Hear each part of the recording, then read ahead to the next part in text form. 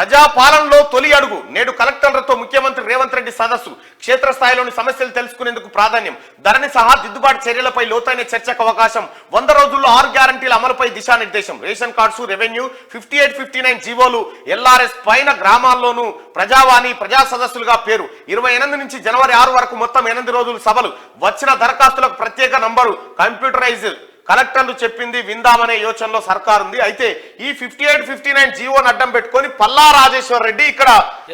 పోచారం దగ్గర ఉన్నటువంటి ఆ ల్యాండ్ను పేదోళ్ల ప్లాట్లను కబ్జా పెట్టిండు ఆ పేదోళ్ళంతా క్యూనిస్ ఆఫీస్ కాడికి వచ్చినారు ఆఫీస్ కాడికి వస్తే ఆ బాధితులను మీ ప్లాట్లు ఏడున్నాయో చూసుకోపోండి అని చెప్తే 2 బస్సుల నింద గూండాలందించిండు నువ్వు గూండాలందించుకో గుండ్రాయి పెట్టుకో ఎట్టి పరిస్థితిలో ఆ భూమి పేదోళ్ళకే చెందుతుంది